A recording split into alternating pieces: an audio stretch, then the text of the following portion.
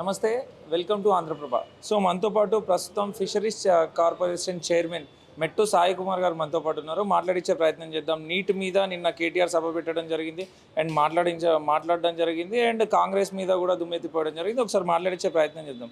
అన్న నమస్తే. నమస్తే వదనా. అన్న వాళ్ళ ఆరోపణలు ఎంతవరకు కరెక్ట్ అంటారన్న వాళ్ళు మాట్లాడే విధానం?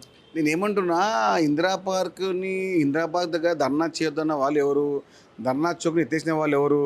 బీఆర్ఎస్ పార్టీ ప్రభుత్వంలో. ఇందిరా పార్క్ దగ్గర ధర్నా తీసుకొచ్చిన ఎవరు? కాంగ్రెస్ పార్టీ. అంటే ధర్నా చేయొద్దు, ప్రశ్నించి మేము జైల్లో వేస్తామని బీఆర్ఎస్ పార్టీ ఇప్పుడేమో ధర్నాలు చేస్తూ ఉంది. కనీసం సిగ్గు అనిపిస్తలేదా? కేటీఆర్కి మాట్లాడడానికే? అది కేటీఆర్ గారు, మీరు మంత్రిగా ఉన్నప్పుడు, మీ నాన్న ముఖ్యమంత్రిగా ఉన్నప్పుడు తెలంగాణ రాష్ట్రంలో దాదాపు 5 నుంచి 6 పేపర్ లీక్లు అయినాయి. దానికి మీరు ఎవరు శిక్షించారు? దానికి ఎవరిని మీరు బంధించారు? ప్రతి ఒక్కరు కాపాడి మీరే కదా. ఎంసెట్ పేపర్ లీక్ అయింది, 10th పేపర్ లీక్ అయింది. ప్రతి ఒక్క పేపర్ లీకర్లో నీ సంబంధించిన కుటుంబ సభ్యులు, నీకు తెలిసిన వాళ్ళు, నీ స్నేహితులు, నీ బంధువర్గం ఉన్నారు కదా. ఓని అరెస్ట్ చేయించినవా? ఓని జైలు వేయించినవా? ఇప్పుడేమో నీతులు మాట్లాడుతూ ఉన్నారు, సిగ్గులేని మాటలు మాట్లాడుతూ ఉన్నారు. యువత యొక్క ఆసురు తీసుకున్నటువంటి దుర్మార్గులు ఇప్పుడేమో దయ్యాలు వేదాలు వదిలినట్టుగా మాట్లాడుతూ ఉన్నాయి. కాబట్టి కేటీఆర్ కానీ, కల్వకుంట్ల కుటుంబానికి కానీ, బీఆర్ఎస్ కానీ వాళ్లకు యువత గురించి మాట్లాడే అర్హత లేదు.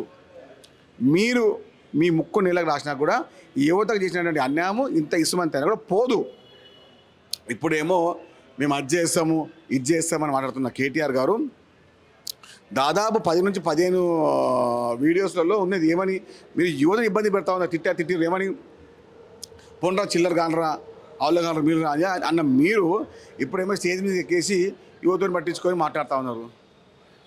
ఇంత ఇంత ఇంత అవసరమా? ఇంత సిగ్గుమాల మాటలు అవసరమా?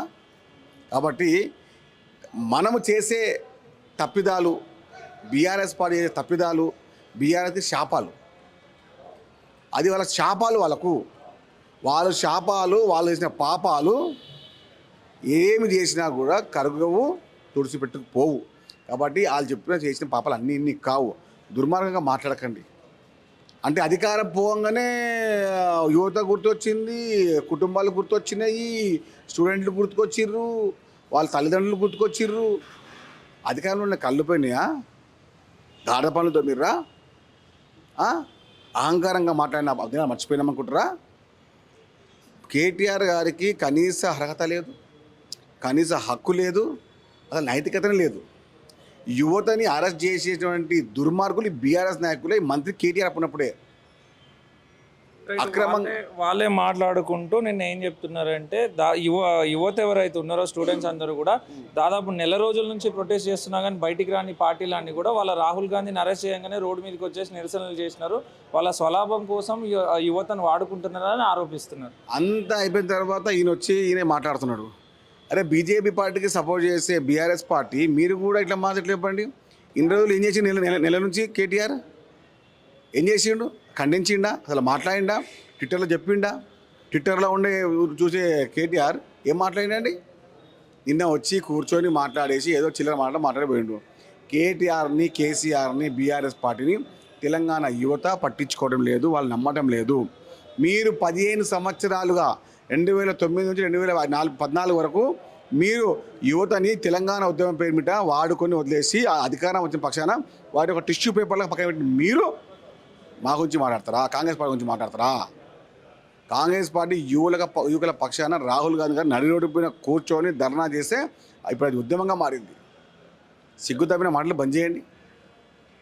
ఏదైతే పోలీస్ వ్యవహరించినారో స్టూడెంట్స్ మీద నిర్దాక్షిణ్యంగా కొట్టడము, లేడీస్ అని చూడకుండా, గర్భస్త్రీలు అని చూడకుండా కూడా కొట్టి వాళ్ళ బట్టలు చినిగిపోయినాయి, వాళ్ళ రక్తస్రావం కూడా అయింది. అసలు అది ఎంతవరకు కరెక్ట్ అంటారు అట్లా వ్యవహరించడం? నేను ఏమన్నా, గతంలో స్వతంత్ర ఉద్యమం కోసము బ్రిటిష్ వారు ఏ విధంగా అయితే వాళ్ళు అవలంబించే తీరుని బీజేపీ అంటే కూడా బ్రిటిష్ జనతా పార్టీయే. వాళ్ళకు పుట్టినలే బ్రిటిష్ వారి యొక్క వారసత్వంగా పునికిపుచ్చిన పార్టీ ఏదైనా ఉందంటే అది బీజేపీ పార్టీయే. వాళ్ళు అవలంబించిన తీరు అంతా బ్రిటిష్ సంస్కృతికి సంబంధించినటువంటి తీరే. వారికి ఆ విషయము తెలంగాణ ప్రజలకు బాధ్యత తెలిసిపోయింది. దాదాపు తెలంగాణ నుంచి 65,000 మంది విద్యార్థులు ఎగ్జామ్ రాశారు దాదాపుగా. అప్పుడు కూడా చాలా మట్టుకు ఎంతోమంది కూడా వాళ్ళ కుటుంబ సభ్యులు అందరూ బాధపడ్డా ఉన్నాము. భారతదేశ వ్యాప్తంగా 21,76,000 మంది రాసినారు. వాళ్ళ బతుకులన్నీ ఆగమైపోయినాయి. గతంలో ఒక మాట చిన్న మాట, నేను ఫస్ట్ టైం ఎగ్జామ్ రాసినప్పుడు నాకు 650 మార్క్స్ వచ్చాయి అనుకోండి. మొన్న రాస్తే 150 వచ్చినాయి. ఎవరికి కారణం ఎవరు? ఇంతకీ నేను చదువుకున్న వ్యక్తిని కదా, నేను ఒక యువతను కదా, నా భవిష్యత్తు శూన్యమైపోయింది కదా అని భావిస్తున్నటువంటి యువతకు అండగా కాంగ్రెస్ పార్టీ ఉంది. ప్రతిపక్ష నాయకుడు రాహుల్ గాంధీ ఉన్నారు. రాహుల్ గాంధీ గారు రోడ్డుపైకి వచ్చి నిల్చడం వల్లనే ఈ యొక్క సమస్య పైన పార్లమెంటు చర్చ జరుగుతూ ఉంది.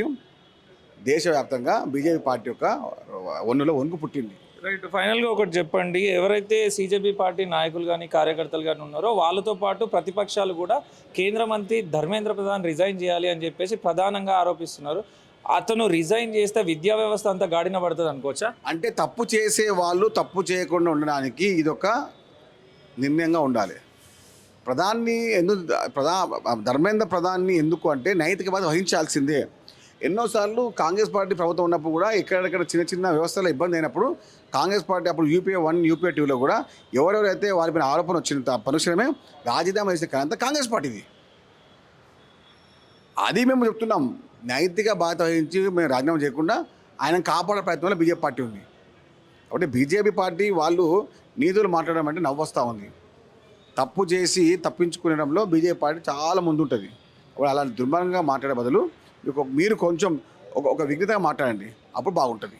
రైట్. ఫైనల్గా ఒక మాట చెప్పండి, ఈ ఇష్యూలో సీజేపీ పార్టీ లేదా స్టూడెంట్స్ ఇష్యూలో, నీట్ ఎగ్జామ్ ఇష్యూలో మెట్టు సాయి కుమార్ గారి స్టాండ్ ఏంటి అండ్ కాంగ్రెస్ పార్టీ స్టాండ్ ఏంటి? యువత పక్షం, యువత యొక్క భవిష్యత్తు నిర్మాణం కోసం ప్రతిపక్ష నాయకుడు రాహుల్ గాంధీ గారు ఏ నిర్ణయం తీసుకున్నా వారికి మేము అండగా ఉంటాం. యువత పక్షాన తోడుగా ఉంటాం. యువకుల యొక్క మనోబలానికి వారి యొక్క మనోబలాన్ని వారి ముందుకెళ్లే విధంగా మేము సిద్ధంగా ఉన్నాం.